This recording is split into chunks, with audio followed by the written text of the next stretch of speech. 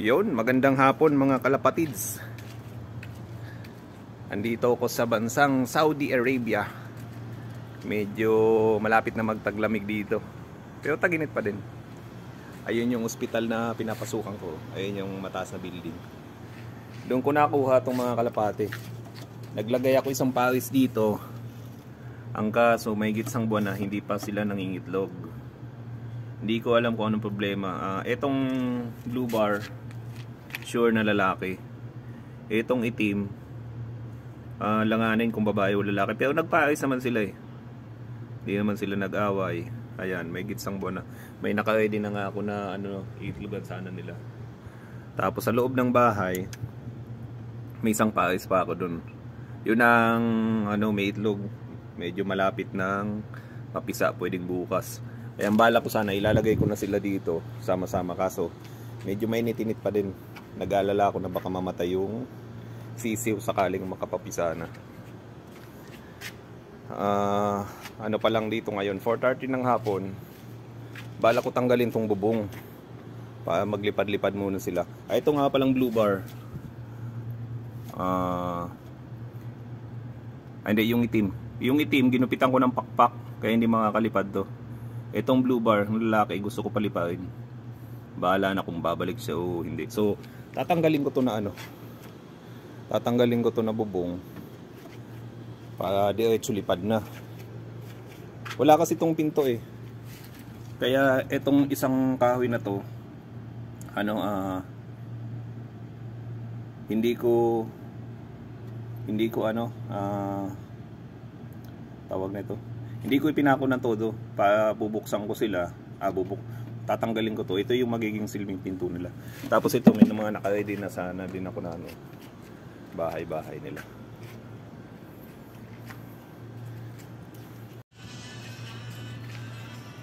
Ito yung si Cowboy, yung saddle.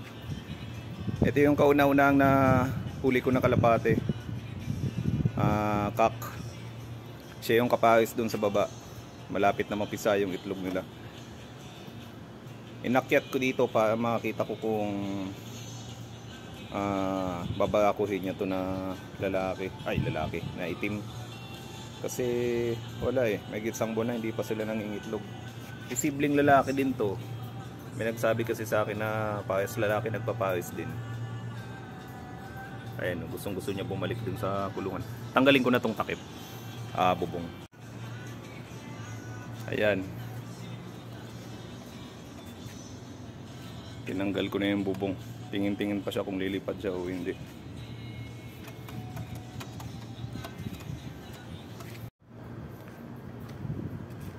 Ayan, lumabas na si blue bar. Binuksan ko na yung tinanggal ko na muna yung yung bubong. Ang problema, nagpipilay-pilay siya. Ngayon ko lang napansin to. Kasi dun sa loob ng kulungan, hindi ko naman siya nakikita na naglalakad-lakad. Ay, nagpipilay-pilay sa kanang paa. May mga din dito. Kalahi ng kalapati, kawawa naman. Binibigyan ko ng pagkain yung mga yan. Yung kapamilya ng pamilya ng dab. Hindi ko alam ano tawag sa sa Tagalog. Mga maliit sila na mukhang kalapati din, kulay abo. Ayun, patay, lumipad talaga. Eto hindi makalipad. Gupit yung pakpak nito ni saddle. Ganon din ito si itong itim natin na mukhang John Arden. Gupit din yung pakpak nito, kaya ang problema may tumubo na dalawa sa bandang dulo, tagdalawa kabila. Kaya ayoko pakawalan kasi kaya niya lumipad na medyo mababa. Baka gaya niya baka pumunta dyan sa may bakod. Nasa rooftop po kasi ko dito sa rooftop ng tinutuluyan namin dito sa Saudi. Ang inaalala ko baka kaya niya, as in kaya niya tong kaya abutin ng kulay itim natin itong bubong, itong bakod. Tapos baka malaglag doon sa baba, hindi siya lipad ng mataas, hindi siya makakabalik. Yun ang inaalala ko, kaya ayan, hindi ko na sinugal, kulong na lang muna siya dyan. Ayan oh, hindi naman, ayaw naman tuloy lumipad ng malayo o ayaw umalis. Kasi ito, may ano to, may singsing. Club ring. Nagpipilay-pilay siya sa ano, kanang paa. Kaliwa, sa may singsing. Baka na ano yung ano niya, paa dahil sa singsing.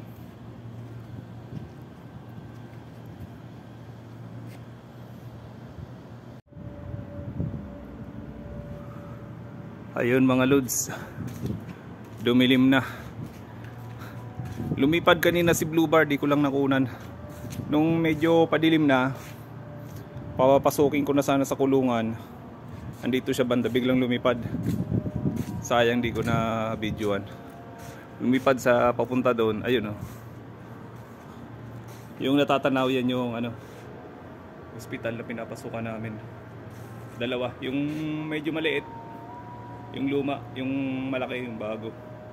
Diyan sa ibabaw niyan, sa rooftop, madaming mga kalapati na hindi na umuwi sa mga amo nila.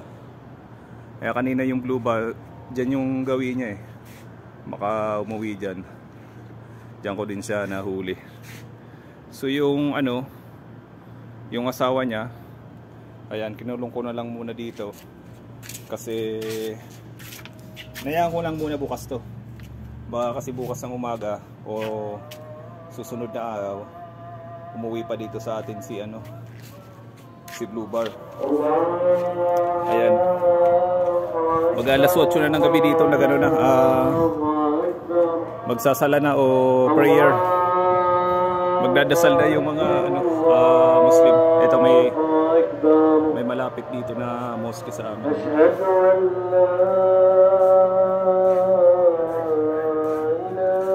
So sana nga bumalik siya uli o umuwi siya. Hindi man siya umuwi, okay lang din. Para yung nasa loob ng bahay na may itlog na malapit na mapisa, dito ko na lang ilalagay sa loob. Dito naman sila. Ito si ano natin, si mukhang John Arden. Dito na lang muna siya mag-isaya na. Nalulungkot siya. Tinignan ko yung paa niya kanina, mukhang lalaki nga talaga. Kaya parang gusto ko puntahan yung kaibigan ko na bibigyan daw ako ng kalapati. Hingi ako sa kanya ng babae, kahit isa lang.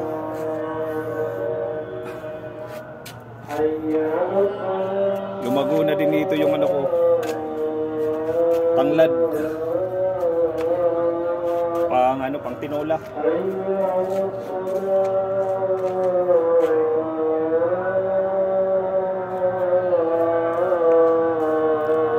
Buti hindi na gaanong mainit dito. Nagbawas-bawas na ng init. Bandang November na ito, medyo malamig-lamig na.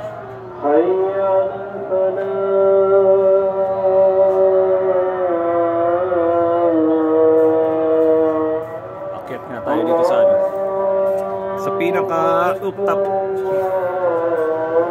Dati dito ko sana ilalagay yung ano, kalapati.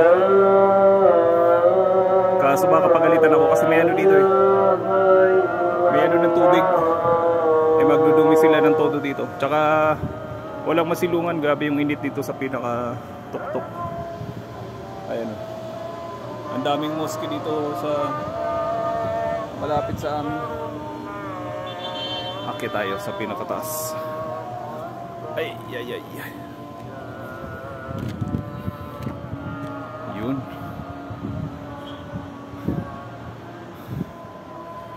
Baka bubalik pa bukas o sa sunod araw yung si Blue Bar kanina. Kasi yung isang hen ko doon, yung native, pinakawalan ko na din yun, lumipad. Tapos mga 2 days, yun yung asawa kanina ni Sadel. After 2 days, ayun, biglang bumalik. Pinagparis ko ulit. Mga 1 week nang itlog kaagad. Sige, papasok muna ako sa ano, para makita naman natin si yung paris ko doon na malapit na mangitlog. Andito sa loob ng bahay, dito ko nilagay yung isang paris ko na Kanina sabi ko malapit ng mga itlog. Malapit ng mapisa. Pwedeng bukas o hanggang 5. Hanggang sa 5 kasi yung unang itlog nito is August 15. Yung pangalawa is August 17. So tansya ko yung palugit na mga hanggang September 5. So 18 days magmula 15 tsaka 17 pwedeng mapisa na siya ng bukas hanggang sa 5. Dito lang sa tabi ng lababo namin. Ito yung lalaki kanina, yung saddle na inakyat ko dun. Okay sana tong pawis na to. Ang problema yung babae native. Ayan. Medyo masukit na din siya. Ganda lang yung kulay niya din. Kaso nga lang, native. Dati yung napawis ko na din to, nangitlog na din sila. Ang problema, mababaw yung pugad na nabili ko. Yung palayok lang na pa ganon. Tapos, nalaglag. Kinabukasan lang nalaglag, nabasag, sayang. Tapos, yung sumunod na araw, nangitlog ulit. Yun yung nalimliman nila. Ang problema naman, nabutas. May butas na maliit. Mga ganyan lang kaliit hanggang sa lumaki. Yung mga 14 days na mga ganyan na kalaki, tinapon ko na lang. Tapos, pinakuwalan ko na din to. Inakyat ko sila sa rooftop.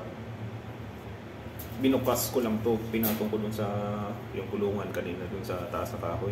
Pinatong ko lang sa ibabaw. Kusa silang lumipad. Hindi na mabalik.